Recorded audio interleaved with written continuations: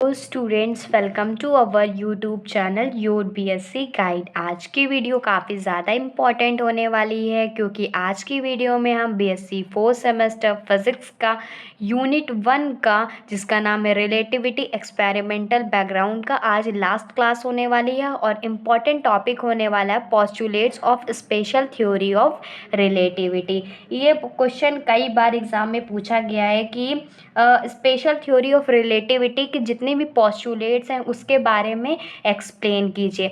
इसके पहले की 7 लेक्चर्स हो चुके हैं बीएससी 4th सेमेस्टर फिज़िक्स के यूनिट 1 का, जिसका नाम है रिलेटिविटी एक्सपेरिमेंटल बैकग्राउंड का। अगर आपने नहीं देखा है तो मेरे चैनल पे जाइए, प्लेलिस्ट बनी हुई है बीएससी 4th सेमेस्टर फिज़िक्स की, आप वहाँ से जा कर के सारे लेक्चर्स को सीक्वेंस वाइज देख सकते हैं। मैं आप लोगों को फिज़िक्स, केमिस्ट्री, मैथमेटिक्स तीनों सब्जेक्ट पढ़ाती हूँ, डिटेल में पढ़ाती हूँ। सारे यूनिट के detail lectures, important question answer सब कुछ मेरे चैनल पे मिलेगा, फ्री ऑफ कॉस्ट रहेगा। ठीक, आप जल्दी से डिस्क्रिप्शन बॉक्स में भी मैंने प्लेलिस्ट का लिंक दिया हुआ है, आप वहाँ से जा कर के भी देख सकते हैं। इसके पहले मैंने आप लोगों को कई सारे इंपॉर्टेंट टॉपिक्स कराए हैं, जैसे कि माइकलसन मोरले एक्सपेरिमेंट वगैरह हो गया। तो अगर आपने वो सारे लेक्चर्स को मिस कर दिए हैं तो आप यूट्यूब पे भी सर्च कर सकते हैं। क्या सर्च करेंगे? BSc 4th semester physics by your BSc guide. ठीक, आप लास्ट में योर बीएससी गाइड डाल दीजिएगा या कोई टॉपिक का नाम डालने के बाद बाय योर बीएससी गाइड डाल दीजिएगा। इससे क्या होगा कि मेरे चैनल पे जितनी भी फिज़िक्स की या मैथमेटिक्स की या केमिस्ट्री की वीडियो बनी हुई है तो आप लोगों के सामने आ जाएगा, प्लेलिस्ट भी आप लोगों के सामने आ जाएगा, यूट्यूब पे सर्च भी कर सकते हैं। ठीक, ये जो पोस्टुलेट्स है स्पेशल थ्योरी ऑफ रिलेटिविटी, मैंने आप लोगों को रिलेटिविटी का कॉन्सेप्ट सबसे पहली वीडियो में ही बता दिया कि रिलेटिविटी क्या होती है। ठीक, लेकिन इसके पोस्टुलेट्स को, इसकी स्पेशल थ्योरी को समझने के लिए हमें माइकलसन मोरले एक्सपेरिमेंट की हेल्प लेनी पड़ेगी। तो अगर आपने वो वीडियो देखी तो बहुत अच्छी बात है, नहीं तो इस वीडियो को देख लीजिए, फिर उसके बाद उसको देख लीजिएगा। जो माइकलसन मोरले एक्सपेरिमेंट में हम लोगों ने नेगेटिव रिजल्ट पढ़ा था, कौन कौन सा था? ईथर ड्रैग था और कॉन्ट्रैक्शन वाला था, speed consistency of speed of light वाला था। तो उसमें जो फेल हो गया था माइकलसन मोरले एक्सपेरिमेंट में, तो आइंस्टाइन ने क्या किया कि मतलब उसको डिटेक्ट करने के लिए एक और एक्सपेरिमेंट को दिया। तो उसमें पहले तो माना था कि स्टेशनरी है ईथर, तो उन्होंने एक कैलकुलेट किया कि एक एब्सोल्यूट मतलब की वेलोसिटी है उसके अंदर काम करती है, जो कि उसके रिलेटिव में उसके फ्रेम ऑफ रेफरेंस के साथ मूव करती है। तो उन्हीं के बेसिस में आइंस्टाइन ने 2 थ्योरी दी या 2 पोस्टुलेट दिए, जिसे postulates of special theory of relativity के नाम से जाना जाता है। तो आप लोगों को स्टार्टिंग से अच्छे से लिखना होगा इसमें, और इसके नंबर भी मिलेंगे 9 मार्क्स में, 15 मार्क्स में ये क्वेश्चन पूछा जा सकता है। तो आप लोगों को जिस तरीके से लिखवा रही हूँ उस तरीके से लिखना है। सबसे पहले स्पेशल थ्योरी ऑफ रिलेटिविटी के बारे में कुछ पॉइंट्स लिख लेते हैं, फिर मैं आप लोगों को इसके पोस्टुलेट्स भी कराऊंगी और आप लोगों को ये सारे पॉइंट्स भी एग्जाम में लिख के आना है। सबसे पहला पॉइंट लिखेंगे the failure of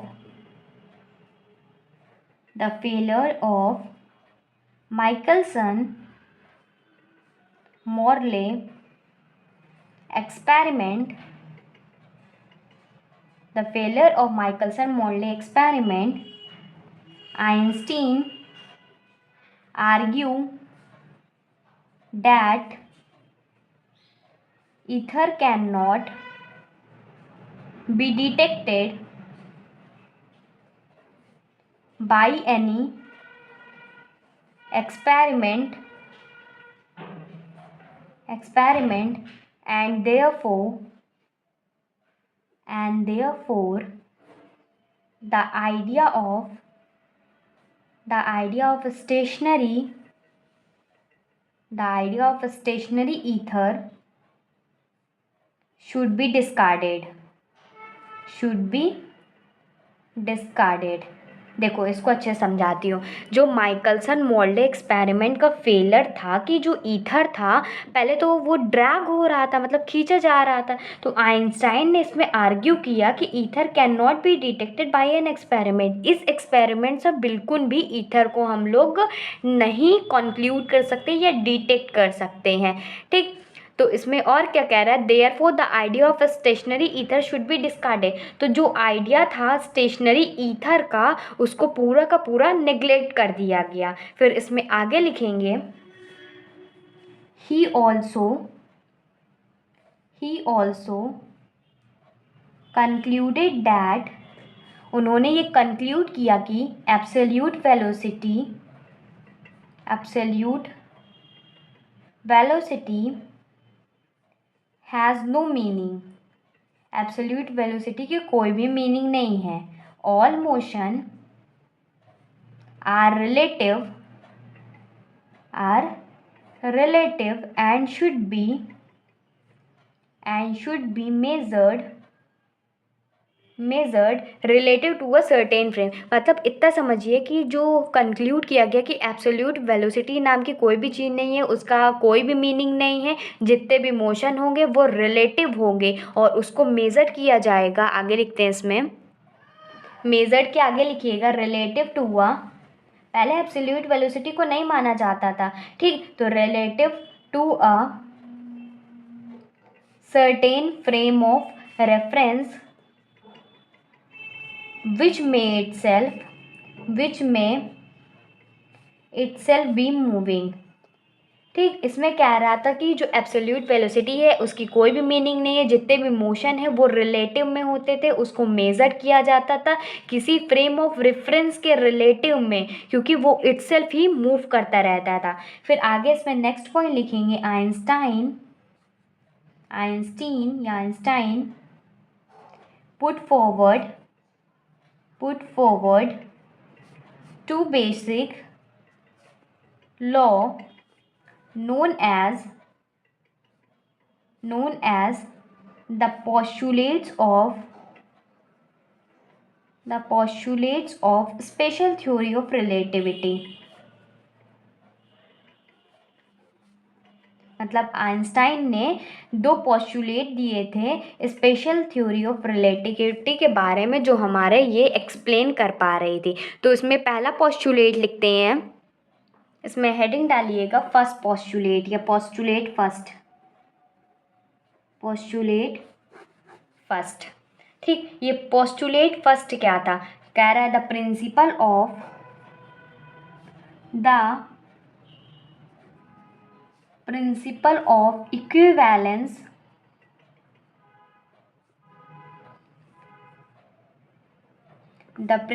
of equivalence of physical law. लेकिन इसके अंदर क्या था, इसके अंदर लिखेंगे द लॉ ऑफ, पहला पॉइंट में the law of physical phenomena are the same in all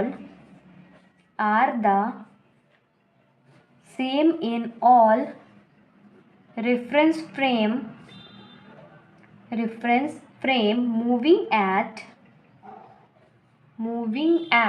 constant velocity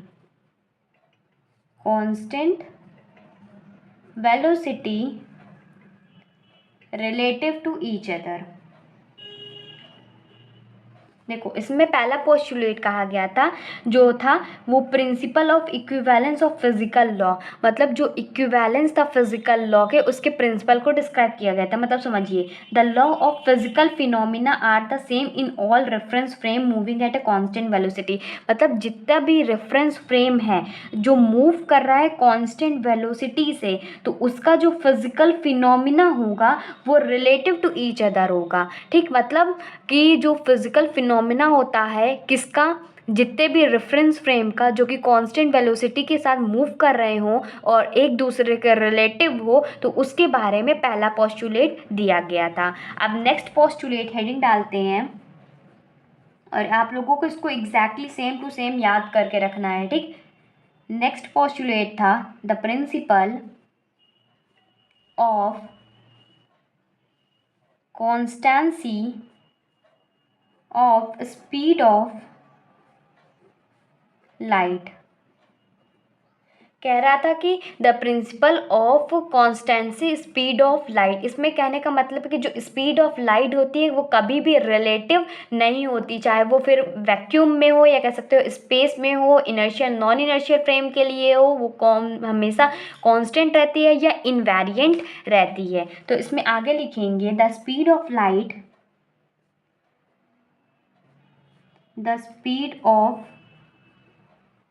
light in free space या vacuum in all inertial frame of reference is constant या invariant।